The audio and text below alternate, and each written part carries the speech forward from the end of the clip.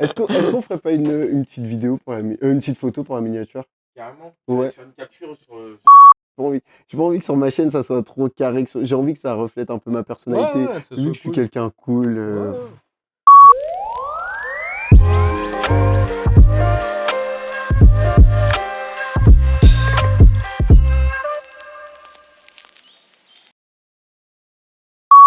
Et je dis viens avec moi tout ça, et puis on y va. Bon, il y avait pas mal de mecs de l'IMO, donc je rencontre des mecs de l'académie. Ah yes, c'est toi Arnaud, machin. Moi j'étais déjà un peu dans le groupe Facebook, Ouais. un peu vu en tête quoi.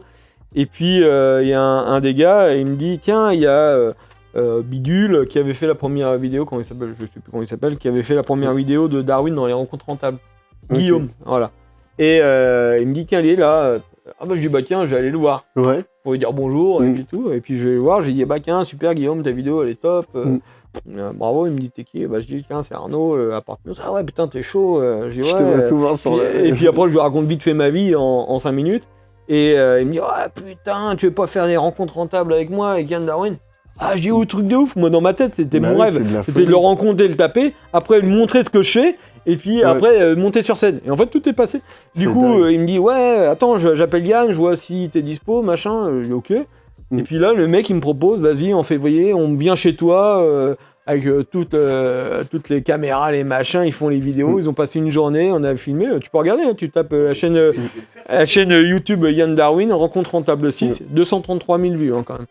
Ouais, pas mal. Je suis une des meilleures vidéos de chez Darwin. Et là, ça m'a fait exploser de ouf. Ouais, c'est grâce à cette vidéo que ça m'a aidé énormément de visibilité envers les agents immobiliers, tout le monde. En fait, j'étais la petite star. Je dis quand j'avais un agent immobilier, machin, il me connaissait pas. Je dis bah écoute, le mieux, je vais pas te raconter ma vie parce qu'on est là pour 2 heures. Et va voir ma vidéo, tout est là-dedans. Et puis et après, YouTube, c'est comme TF1 quoi. Là, t'es passé à la télé, t'es Dieu quoi. Enfin, c'est de la merde, en vrai. Mais dans la tête des gens, c'est hyper puissant. C'est dingue. Et du coup, j'ai appuyé là-dessus. J'ai compris qu'il y avait un moyen d'appuyer ma crédibilité grâce à ça, et puis ainsi de suite. Et puis après, à un moment, il m'appelle, il me dit ouais Arnaud, on fait le bif, donc un gros événement avec 800 personnes à Nice. Il me dit est-ce que tu veux en faire partie? On fait une table ronde, et puis tu parleras sur la scène. Je dis ouais, carrément. Bah ouais, ouf. Mais vas-y mec, quand tu veux. Donc, tout frais payé, et il m'avait invité pour aller à Nice, et puis en fait, là, lui, surprise. Yann, il monte sur scène, il dit voilà, meilleur investisseur de l'académie 2019, Arnaud Duvivier, intérimaire, machin, 6 immeubles. Et donc bon là, il me donne un trophée, un con, et puis machin. Et puis après là, je rencontre deuxième, c'était à Watif. Ok, ouais, c'est voilà, et c'est là que j'ai rencontré, et en fait, je dis ah putain, c'est elle. C'est elle qui arrêtait pas de faire des petites posts. Et bon, allez, deuxième, c'est bon. Tu vois, le mec trop à fond. Et puis après, le troisième, c'était Léo, qui est un pote à lui, pareil, il était alternant, il avait fait 6 appartements en alternance, tu vois. C'est des trucs, et elle avait fait.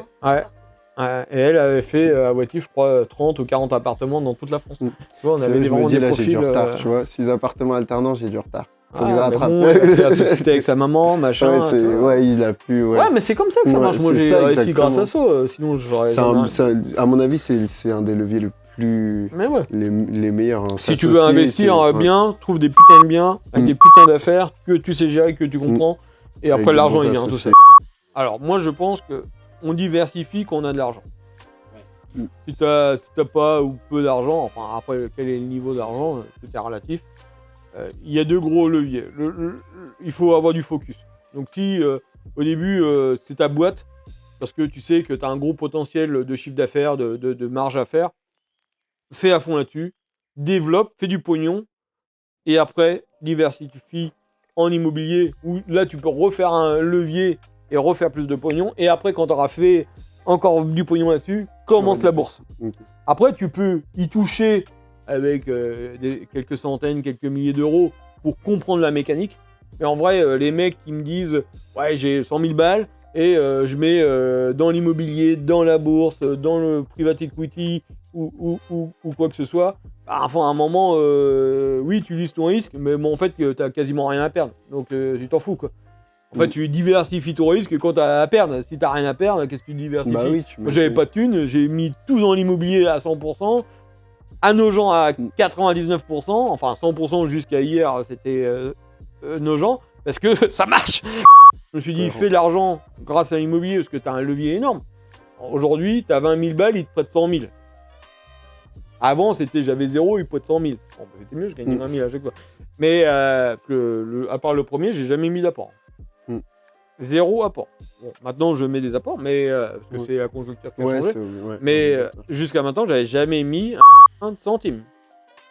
Et c'est fou, hein. Donc tu te dis, t'as rien, et on te donne de l'argent. Tu crées de l'argent avec... avec rien. Avec juste ton temps. C'est de la folie. Bah t'as ton temps, ton savoir, hein, mais ta crédibilité, mais c'est tout. Tu vois. Et du coup, je pense qu'il faut, quand on commence, il faut être focus. Et quand tu commences à avoir un endroit qui est bien maîtrisé, tu vois, moi j'ai fait l'immobilier locatif, je maîtrise très bien. Bon, maintenant je suis passé au marchand, je maîtrise bien. Je ne veux pas dire très bien, parce qu'il y a toujours des trucs à apprendre. Et maintenant, je me diversifie sur acheter les champignons, d'autres trucs, parce que je maîtrise, je sais, ça tourne. Voilà. Maintenant, je suis pas en mode de stress. Je passe à autre chose.